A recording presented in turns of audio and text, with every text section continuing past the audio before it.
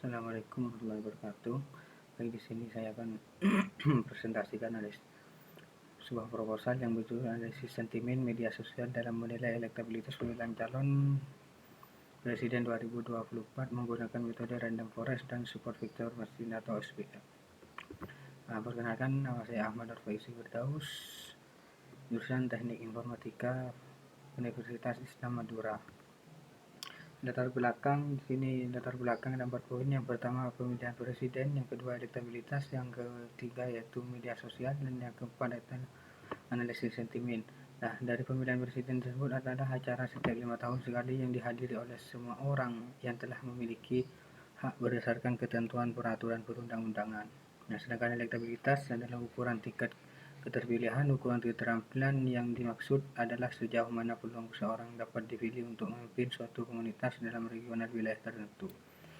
Nah, yang ketiga itu media sosial adalah media berbasis internet yang memungkinkan pengguna berkesempatan untuk berinteraksi dan mempresentasikan diri baik secara seketika ataupun tertunda dengan khalayak luas maupun tidak, yang mendorong nilai dari user generated content dan persepsi interaksi dengan orang lain. Nah, yang terakhir yaitu analisis sentimen merupakan suatu metode untuk mengevaluasi perasaan dan pendapat yang terkandung dalam teks, baik itu pun positif, negatif, atau netral.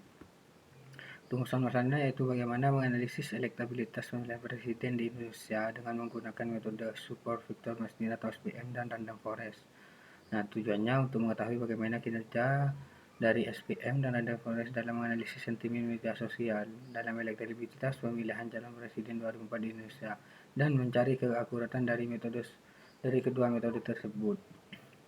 Manfaatnya memberikan perbandingan langsung antara kinerja metode random forest dan SPM dalam konteks analisis sentimen, dan batasan masalah dari proposal yaitu peneliti ini tidak akan membatasi penggunaan metode random forest dan SPM sebagai teknik utama dalam analisis sentimen.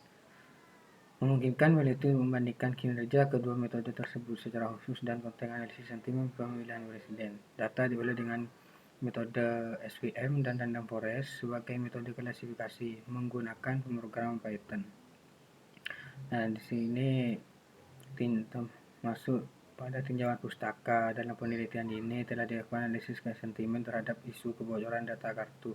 Nah, terdapat 4 model yang digunakan. Yang pertama yaitu algoritma random forest, logistik regresional, support SPM, dan menggunakan model Indo-BRT.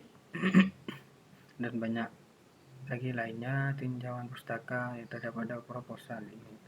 Nah, landasan teori yaitu ada 4. Yang pertama analisis sentimen, yang kedua random forest, yang ketiga support vector machine atau SVM, yang keempat yaitu Python.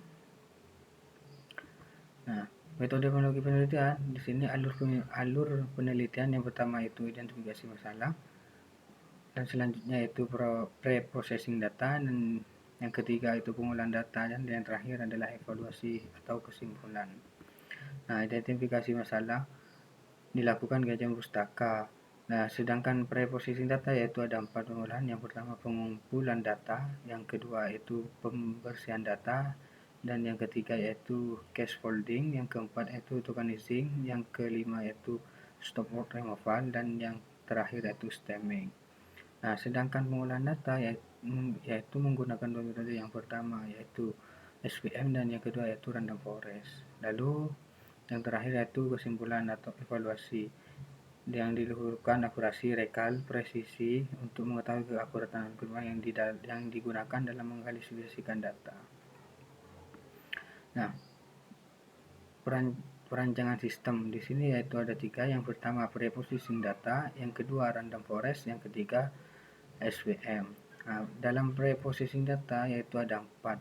Yang pertama nominalisasi, tokenizing, stemming, stopward removal. Nah, di sini contoh flowchart dari processing data. Yang pertama input teks komentar, lalu proses selanjutnya itu normalisasi, dan setelah dinormalisasi yaitu tokenizing, dan proses selanjutnya yaitu stemming, dan yang terakhir stopward removal. Nah, sedangkan flowchart dari random forest yaitu memasukkan data training dan testing. Nah, setelah data training dan testing, proses selanjutnya yaitu tuning hyperparameter random forest, terus klasifikasi random forest, dan yang terakhir, proses terakhir yaitu pengukuran performa klasifikasi. Sedangkan dari flowchart dari supervector atau SVM yaitu yang pertama hasil dari random forest, terus diproses dan setelah masuk pada klasifikasi dengan SVM. Nah, proses selanjutnya yaitu hitung akurasi, presisi, recall, dan frame. Terima kasih. Mohon maaf bila ada kesalahan. Wassalamualaikum warahmatullahi taala wabarakatuh.